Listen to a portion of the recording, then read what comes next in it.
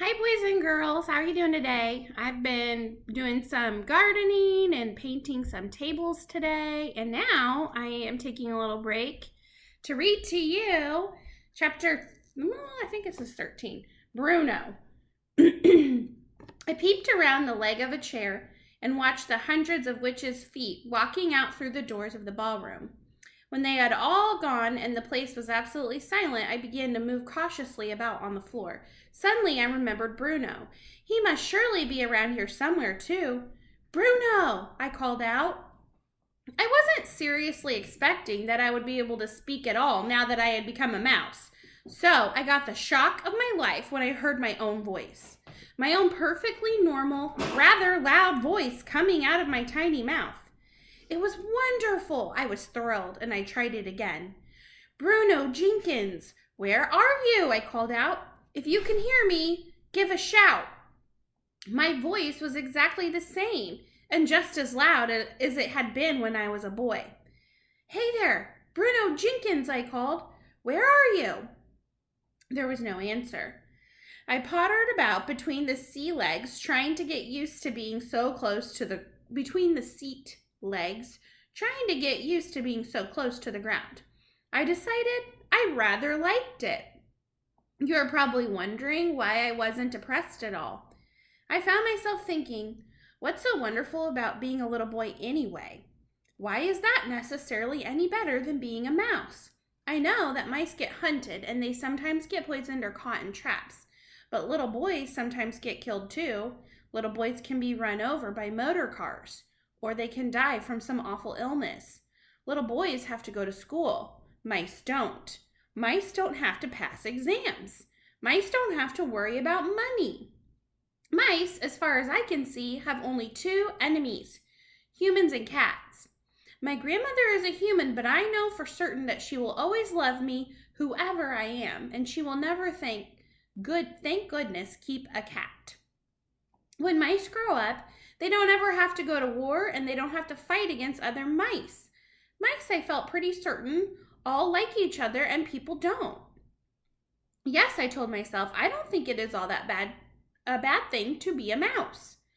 I was wandering around the ballroom floor thinking about all this when I spotted another mouse. It was crouching on the floor holding a piece of bread in its front paws and nibbling away at it with great gusto. It had to be Bruno. Hello, Bruno, I said. He glanced up at me for about 2 seconds, then went right on guzzling. What have you found? I asked him. One of them dropped it, he answered. It's a fish paste sandwich, and it's pretty good. He, too, spoke with a perfectly normal voice. One would have expected that a mouse, if it was going to talk at all, would do so with the smallest and squeakiest voice you could imagine. It was terrifically funny to hear the voice of the rather loud-mouthed Bruno coming out of that tiny mouth's throat. Listen, Bruno, I said. Now that we are both mice, I think we ought to think about the future. He stopped eating and stared at me with small black eyes. What do you mean we? He said. The fact that you're a mouse has nothing to do with me. But you're a mouse too, Bruno. Don't be a fool, he said. I'm not a mouse. I'm afraid you are, Bruno. I most certainly am not, he shouted. Why are you insulting me? I haven't been rude to you. Why do you call me a mouse? Don't you know what's happened to you? I said. What on earth are you talking about? Bruno said. I have to inform you, I said, that not very long ago, the witches turned you into a mouse, and then they did it to me. You're lying, he cried. I'm not a mouse.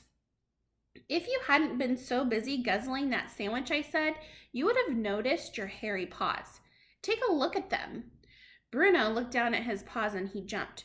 Good grief, he cried. I am a mouse. You wait till my father hears about this. He may think it's an improvement, I said. I don't want to be a mouse, Bruno shouted, jumping up and down. I refuse to be a mouse. I'm Bruno Jenkins.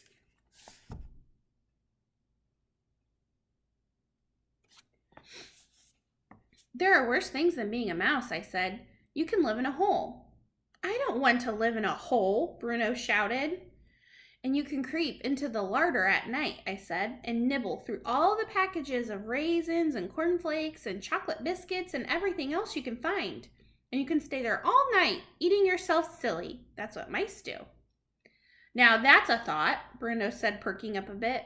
But how am I going to open the door of the fridge to get the cold chicken and all the leftovers? That's something I do every night at home. Maybe your rich father will get you a special little mouse fridge all to yourself, I said, one that you can open.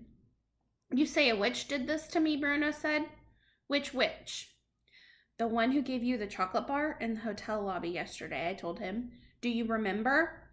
The filthy old cow, he shouted. I'll get her for this. Where is she? Who is she? Forget it, I said. You don't have a hope. Your biggest problem at the moment is your parents. How are they going to take this? Will they treat you with sympathy and kindness? Bruno considered this for a moment. I think, he said, that my father is going to be a bit put out. And your mother? She's terrified of mice, Bruno said. Then you've got a problem, haven't you? Why only me, he said. What about you? My grandmother will understand perfectly, I said. She knows all about witches. Bruno took another bite of his sandwich. What do you suggest, he said. I suggest we both go, first of all, and consult my grandmother, I said. She'll know exactly what to do. I moved toward the doors, which were standing open. Bruno, still grasping part of the sandwich in one paw, followed after me. When we get out into the corridor, I said, we're going to run like mad. Stick close to the wall all the way and follow me. Do not talk, and do not let anyone see you. Don't forget that just about anyone who catches sight of you will try to kill you. I snatched the sandwich out of his paw and threw it away. Here goes, I said. Keep behind me.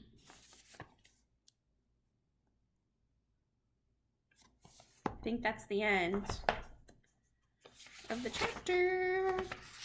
It is. Okay.